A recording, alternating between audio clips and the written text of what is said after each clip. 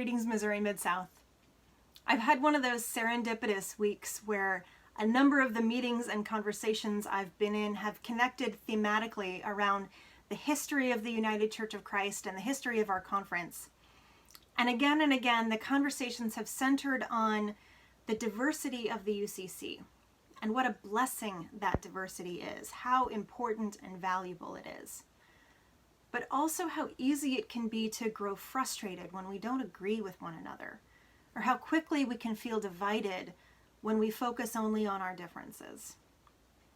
And when I talk about diversity in the UCC, I want to lift up that there are a variety of diversities among us. Right now in wider American society, there's a lot of talk about racial diversity, and we have some racial diversity in the UCC, and our racial diversity is increasing. We have diversity of genders and of sexualities as well, which is another common topic of cultural discussion. But when I look at the UCC and I think of our diversity, I also mean a diversity of contexts and experiences in our ministries, a diversity of ideologies and values, the underpinnings of how we frame our ministries and how we gather and govern ourselves. Sometimes I find myself in conversations where our diversity is reduced to labels like rural and urban and suburban, and those labels don't fully describe the variety of ways to be and belong in the United Church of Christ. And in Missouri Mid-South, those kinds of labels miss the point. The United Church of Christ was formed in 1957 from a merger of denominations that were each the result of a merger. We were founded in diversity with a baseline understanding that we are not all the same. We do not all come from the same place. We do not all share the same viewpoints. And we do not all share the same experiences and understandings of the world. And that is a good thing. To be different from one another is to be stronger with one another. And over the years, as individual congregations and sometimes small groups of churches have joined the UCC, we became even better. Our diversity as a denomination, as a conference, can sometimes be a challenge. For those of us who grew up in certain Midwestern cultural communities, a diversity of opinion or ideology is a big challenge. We find it hard to speak up when we disagree with one another. We find it hard to tolerate differing viewpoints. Even just being in a conversation with someone who's expressing a different viewpoint can feel threatening. It stops us from doing effective ministry. It stops us from showing up for one another. It stops us from being the best Christians we can be. So we need to practice. We need to get better at living together in our diversity, at staying in community even when we're in conflict.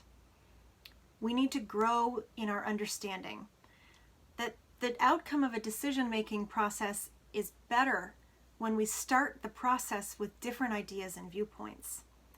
We need to learn how to get from a place of disagreement to a place of covenant. We need to remember and reconcile ourselves to the reality that unity is not uniformity, and it's not unanimity. We are the united Church of Christ, not the uniform Church of Christ or the unanimous Church of Christ. A Swiss theologian in the 20th century, Hans Urs von Balthasar, once wrote that even if a unity of faith is not possible, a unity of love is. Stoddard Lane, a Congregationalist pastor in Iowa 100-some years ago, wrote, "We agree to differ, we resolve to love, we unite to serve." The way to practice unity, especially when we are challenged by our diversity, is to communicate with one another. We need to talk together more, inviting each other to share openly and honestly, rather than shutting down conversation and disagreement. Communicating is key.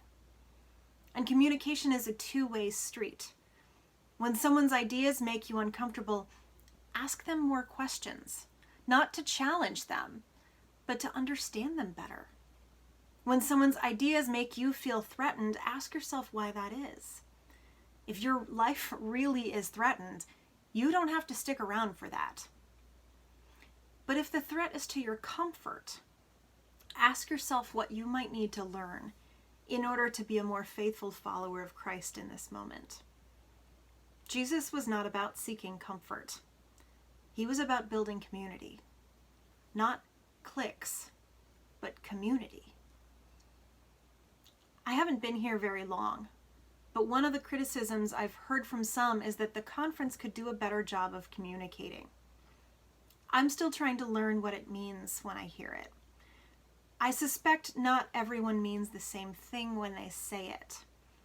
And with my fresh eyes coming in new, I'm trying to understand where that comes from, because what I see is a conference staff that does more to communicate about the ministry they're doing than any conference staff I've encountered before.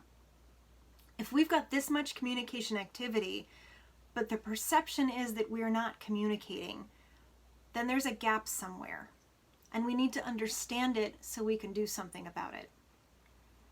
So please do me a favor. If you are watching this video and you've made it this far, you are obviously someone who receives the weekly e-courier email in your inbox. And you actually open the email and you read it, you engage with it, you clicked at least on this one link. When you hear someone in your community, in your congregation, say that the conference doesn't communicate, don't just nod and move on. Ask them questions. Ask them what they mean. Ask them specifically if they get the e-courier, if they've read it this week, if they've checked their junk folder to make sure it didn't get lost. Because the e-courier is the place that we communicate what's going on most frequently. It's the best place to stay connected. It comes right to your inbox. It's really easy. You know that because you found this video there. So on our end, I've asked our communications staff, Kathy and Julie, to figure out how to make it easier to sign up for the e-courier. Right now, if you go on our website, it's a little bit hard to find the place to sign up. So in the next week or so, they're going to be working to change that so that it's easy to find and easy to subscribe. So please tell your friends. We need everyone to be connected. That's how we make the conference better. Thank you.